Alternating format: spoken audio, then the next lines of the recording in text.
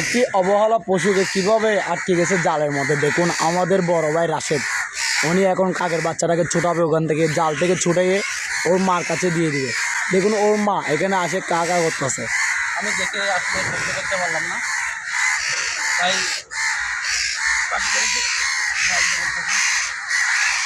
আপনার কাছে অসংখ্য ধন্যবাদ রাশেদ ভাই, আপনি এই পশুটাকে এই আস্তে আস্তে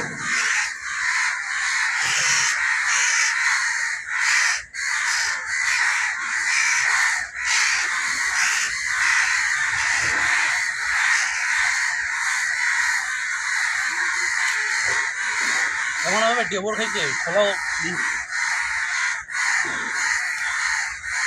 আসলে পশু পাখি দেখলে এরকম দেখলে অবশ্যই খুলে দেওয়া উচিত।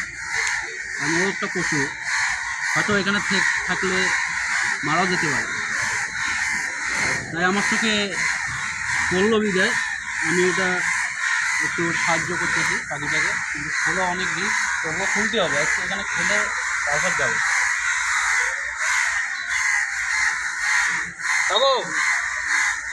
যাই বলেন না কেন, এই পাখিটি একটা বাচ্চা, ওর মার জন্য কান্না করতেছে এখানে বসে, তো ওর হাত নাই যে ওর নিজে ছুটে যাবে। আমাদের দয়ালু রাশেদ ভাই আজকে পাখিটিকে মুক্ত করে দিবেন।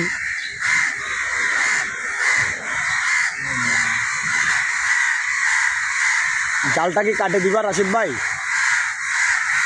সেটাই মনে হয়, কাটে দিলে ভালো হতো মনে হয়।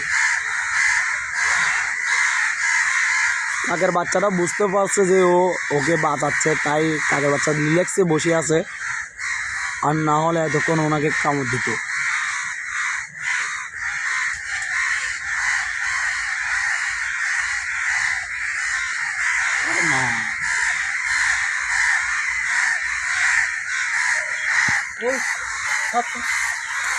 স্যার না, আরে স্যার খুলে দিতেছি স্যার, স্যার স্যার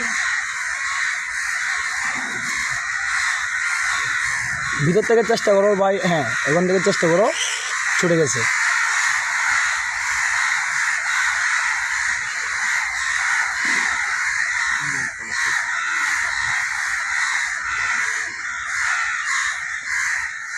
অবহেলা পশু হয়তো একটু দুর্ঘটনায় এখানে আটকে গেছেন।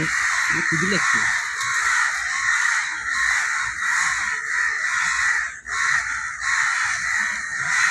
টান মারের জালটাকে ছিঁড়ে দাও ভাই।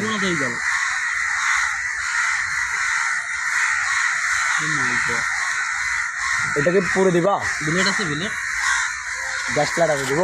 হ্যাঁ দিব না, এটাকে এটা খোলা যাবে না। পাখি কাকা পাখি ঘাট থেকে এটাকে খুলে দেবো। বহুত দুধ খাইয়ে